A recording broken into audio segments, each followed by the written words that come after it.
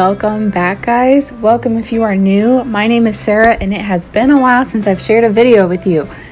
Life has kind of been a little crazy for us over here.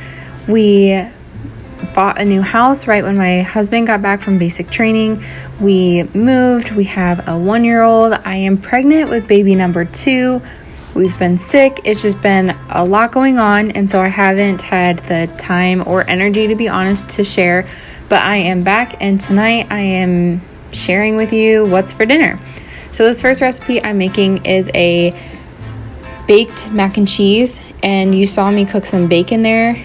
That is meant to go into the mac and cheese, but since my son was eating it, and the bacon is a little, it's like we got it from a local farmer, so it's pretty thick and kind of chewy. I didn't want our toddler to have it, so I left it on the side and we ended up just topping it. But I did make the sauce on this from scratch. So all I'm doing is I have some noodles boiling in the pot that you can't see, and then I melted some butter into my big pan here, and I added some flour, and that is just going to help thicken the sauce once we start making the sauce. And I didn't add quite enough butter, so I did end up adding some olive oil to it just to kind of thin it out a little bit, because I didn't want it to be too thick and I didn't want a raw flour taste.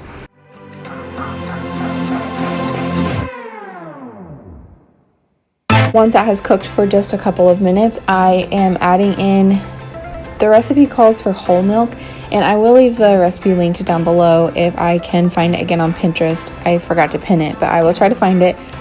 But it calls for, I think, heavy whipping cream or something like that. And I had half and half and milk in the fridge, so that's what I used. So I started with a half and half to try to get that flour broken up a little bit, whisked it around.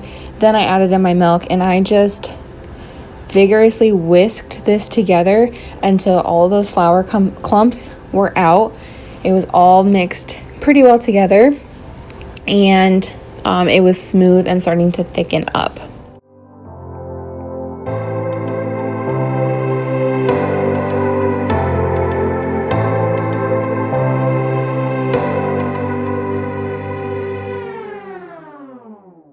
Next up is to add some cheese. I had mild cheddar cheese that I had shredded myself. I think this was about 1.5 cups to 2 cups of cheese. I didn't measure it, I just used what was left in the bag that I had. And after you add it, you just want that cheese to melt. So I just stirred it quite a bit to break up those chunks. And then it wasn't working very well, so I got my whisk out again to just kind of break those up. And then after it melted, that's when I seasoned. So I did salt and just a little bit of salt because the cheese was pretty salty, and then pepper and a little bit of garlic powder just to give it something a little extra. Mix that all together, and then the noodles were done, so I drained them and I rinsed them just quickly. And then I have a baking dish here that I sprayed just to make sure nothing stuck to it. I added my noodles, and you could have mixed your noodles and your cheese sauce first. I just didn't want to dirty another pan, and I didn't even think to put them in the pan that already had the cheese. So I just poured the cheese mixture over the top, mixed it around a little bit. I thought I was going to have too much cheese, but it actually was perfect.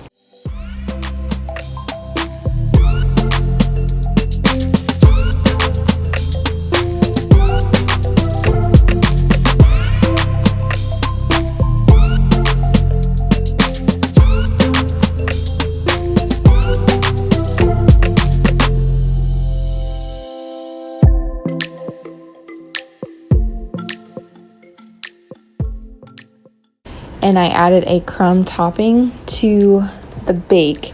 And all I did for that was take some butter that I melted and mixed it with some panko, not panko, just regular breadcrumbs. And I put that in the oven at 350 degrees just for 15 minutes so that the breadcrumbs could kind of crisp up. Everything else was already cooked, of course. And this is what the final looked like. It was really good. And we had it with broccoli, and then again my husband and I topped it with some bacon, and then my son just had the mac and cheese and broccoli. The next meal I'm sharing with you, we actually did breakfast for dinner. So we did a homemade breakfast pizza. Now, I don't know if breakfast pizza is like a all over the states thing, all over the world thing, or if it's just a Midwest thing, but it's really good. So try it. It's delicious. And I'm making my own dough, and I have the recipe, and I will leave that down in the description. But I mix the first ingredients, and then you have to let the yeast rise. So while that is rising in my mixer, I am just getting my eggs ready. And this is making like a large sheet pan. So I used, 2, 4, 6, 8, 9 eggs. It was just whatever was left in the egg container that I had. And then I used salt and pepper to season them, whisk them up with a little bit of milk as well, and then just set those off to the side while I was waiting for the dough to be ready to go.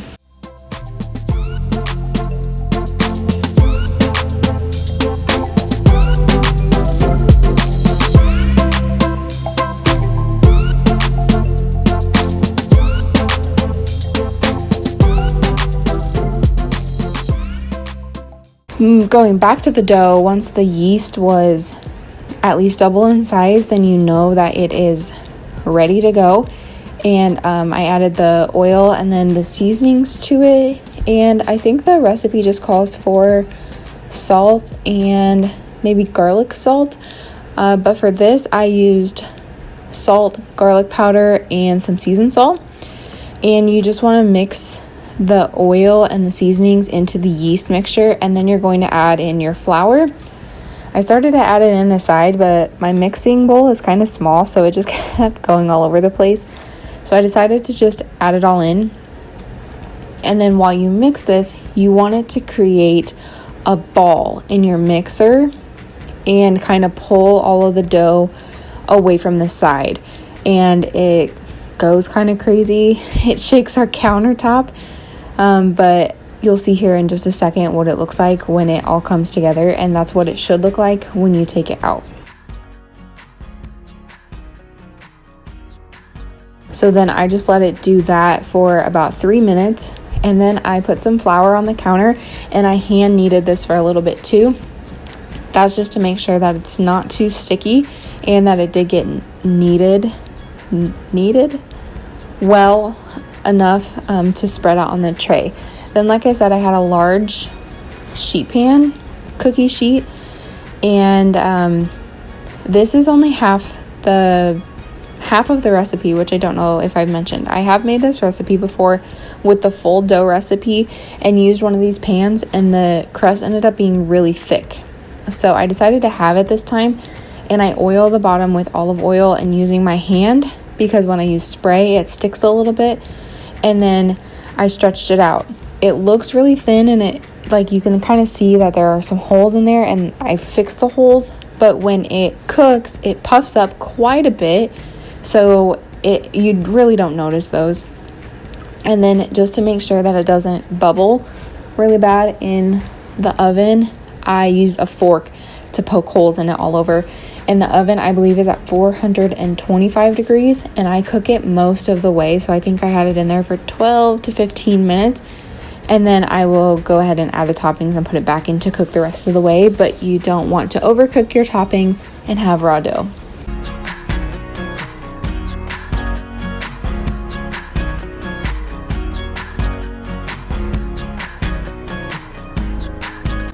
While the dough is baking, I did make some bacon, and then I have this egg mixture that I'm going to cook up. The key to good, fluffy, moist eggs is to go low and slow. So this video is sped up, but it took me a little while to make the eggs. And then you don't want to cook them quite all the way. You want them just about done, but again, you're going to put this back in the oven, and you don't want dried out, gross, crusty eggs. So cook them to just about done, and constantly be moving your eggs so that they don't stick to the bottom.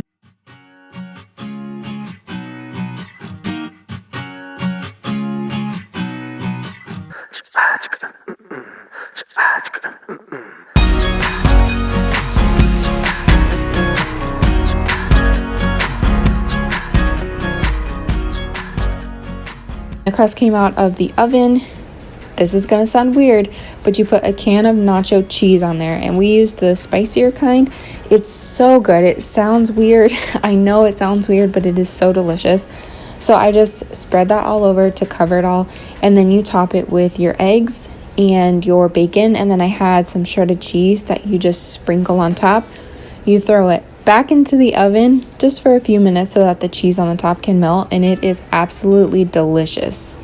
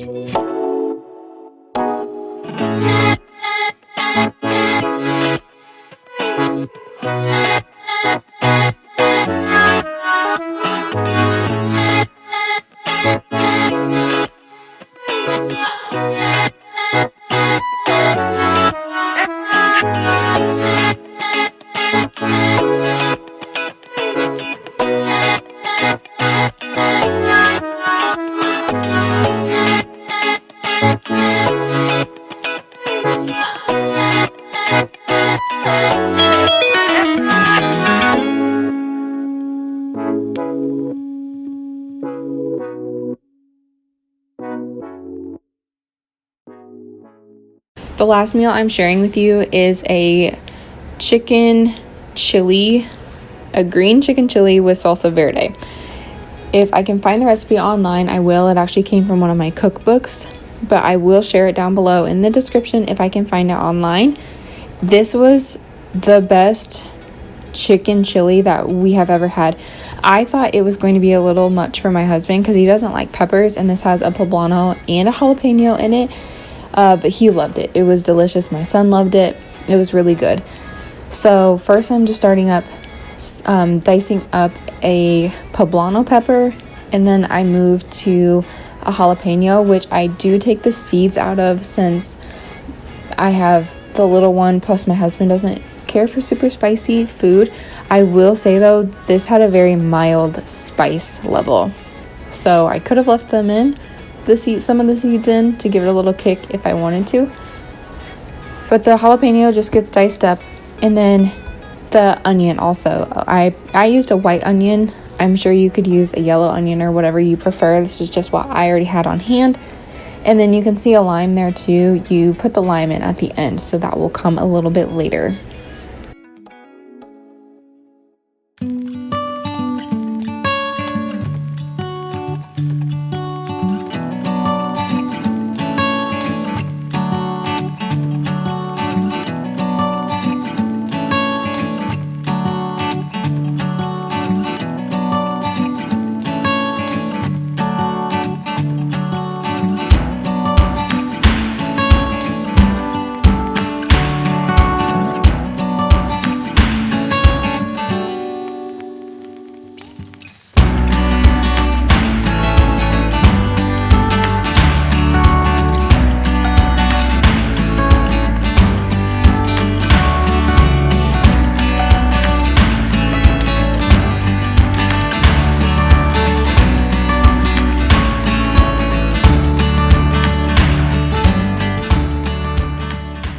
Then I just diced up chicken. I used boneless, skinless chicken thighs because that's actually what the recipe called for, but they are a little better retaining moisture and not drying out so much. So I'm just cooking them in a Dutch oven with some salt and pepper and olive oil. Once the chicken is cooked, then I add in the peppers and onion so that they can get cooked through as well. And you can see my little helper down there. He's always very interested in what mom is doing in the kitchen. I'm scared for the day that he can reach up and touch the top of the oven too. Then for spices, you want to add cumin, smoked paprika, there's oregano, garlic powder, salt and pepper.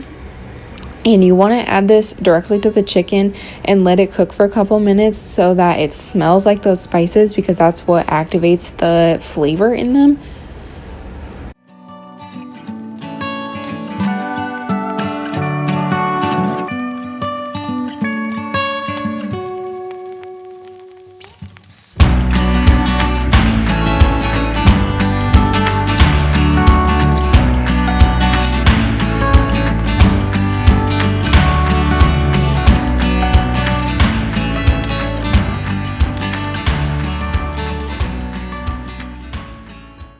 After it has cooked for a few minutes, I think like about 4 minutes, you add in green chilies. It did call for 2 cans of green chilies, and I just did 1, again, because I didn't want it to be too much, but probably could have added both in there. And then I added in some beans. I used cannellini beans. If you don't like those, go ahead and use something else. These are kind of like a softer bean.